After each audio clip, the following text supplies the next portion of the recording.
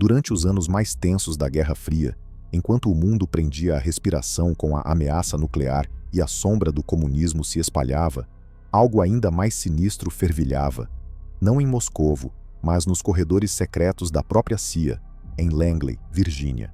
Escondido do público e até de muitos dentro do governo, um projeto obscuro estava a tomar forma. Entre 1953 e 1973, a Agência Central de Inteligência dos Estados Unidos conduziu centenas de experiências clandestinas, muitas delas em cidadãos americanos e canadianos desavisados. O objetivo? Aterrorizante e ambicioso: descobrir como controlar a mente humana. O nome de código deste programa secreto e ilegal? Projeto MKUltra. O que hoje parece material para thrillers de espionagem ou séries como Stranger Things, foi, na verdade, um capítulo sombrio e real da história americana. Autorizado em 13 de abril de 1953 pelo diretor da CIA, Allen Dulles, um mestre da espionagem da velha guarda, o MKUltra visava desenvolver técnicas de manipulação mental. Queriam drogas da verdade para interrogatórios, métodos para enfraquecer inimigos, criar espiões programados, e alguns documentos sugerem objetivos ainda mais perturbadores: apagar personalidades e implantar novas. Mas até onde a CIA realmente foi nesta busca sinistra? Que métodos usaram? Quem foram as vítimas? E a pergunta que ecoa até hoje: estes experimentos realmente terminaram? Para entender o MKUltra, precisamos voltar ao rescaldo da Segunda Guerra Mundial e ao início da Guerra Fria. O mundo estava dividido. A paranoia era palpável.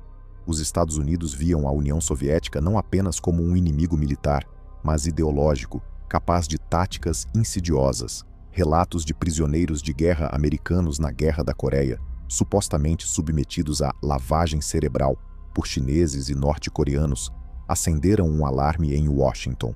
A CIA, liderada por figuras como Dulles, ficou obcecada com a ideia de que os comunistas possuíam técnicas avançadas de controle mental e que os Estados Unidos precisavam, urgentemente, não só de se defender, mas de desenvolver as suas próprias armas psicológicas.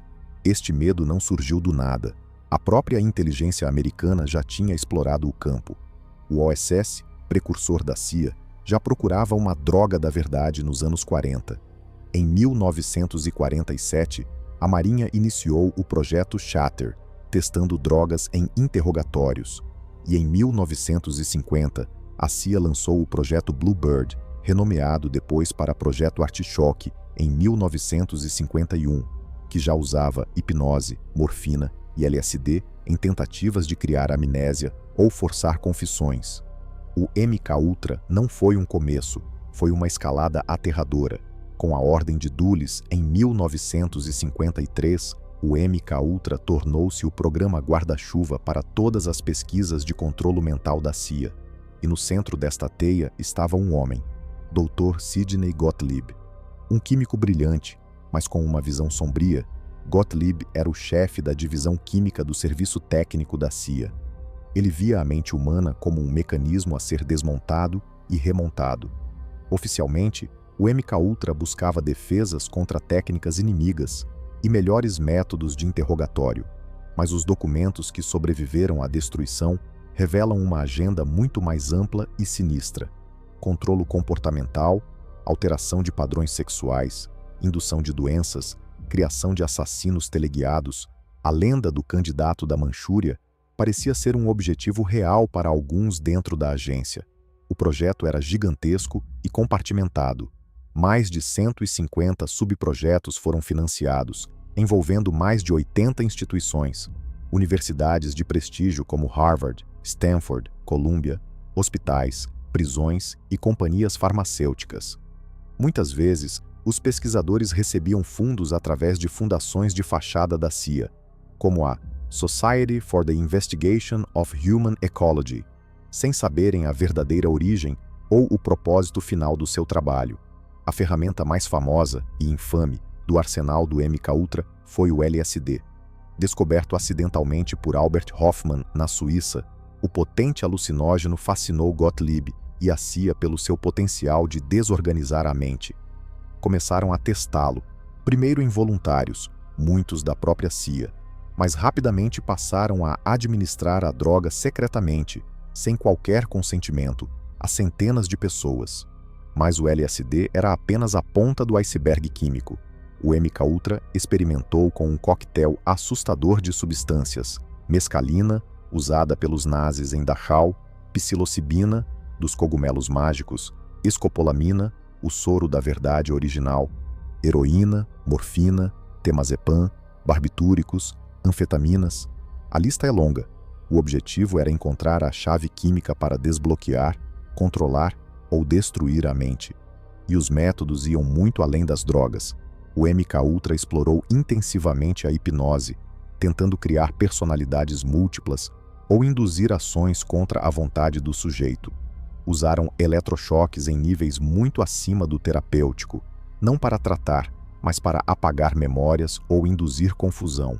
Submeteram pessoas a períodos extremos de privação sensorial, dias em tanques de isolamento ou em quartos escuros e silenciosos, e, ao contrário, a bombardeamento sensorial com luzes e sons repetitivos. E sim, os registros e testemunhos confirmam o uso de tortura psicológica, abuso verbal e até abuso sexual como ferramentas de quebra da resistência mental.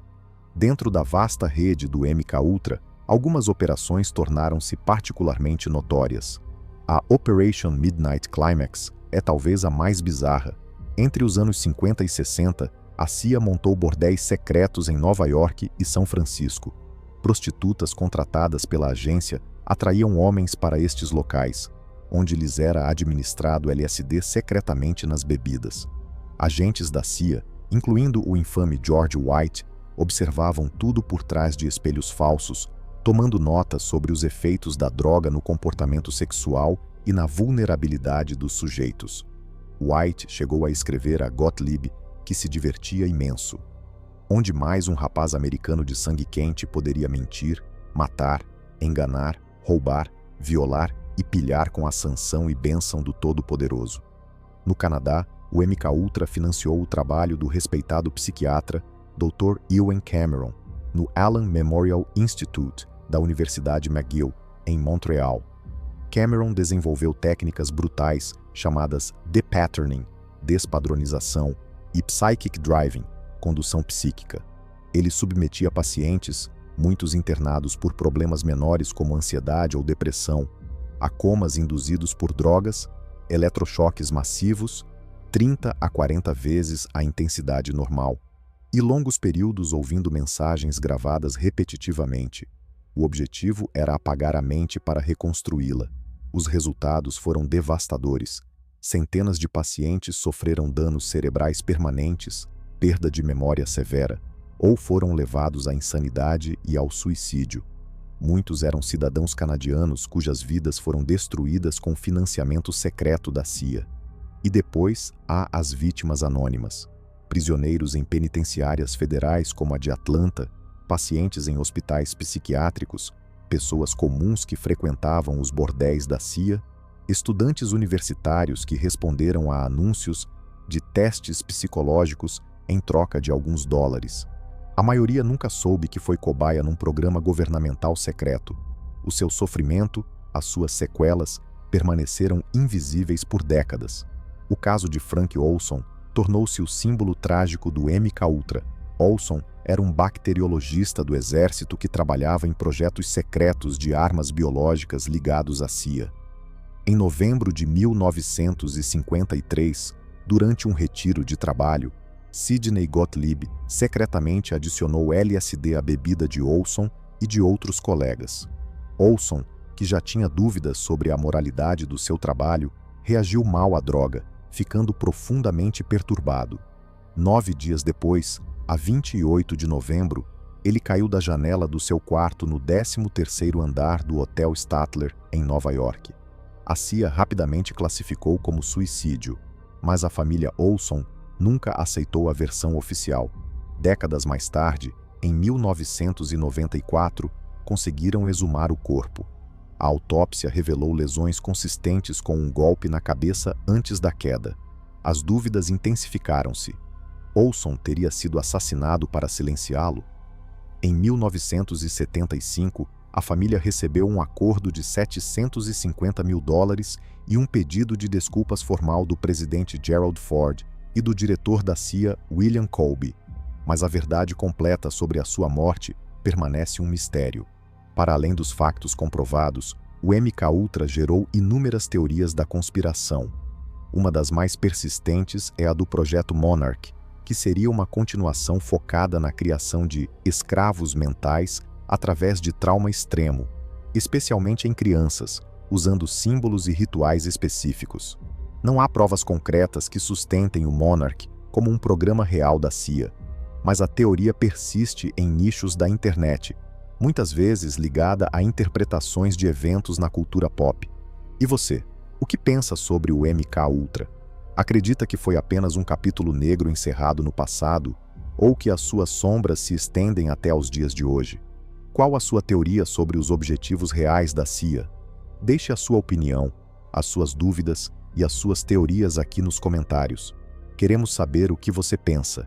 E se esta viagem aos arquivos secretos da CIA te deixou intrigado, não se esqueça de deixar o like, compartilhar este vídeo e, claro, se inscreve no canal para mais investigações sobre mistérios reais, lendas urbanas e as histórias mais sombrias que tentaram esconder de nós. Até a próxima!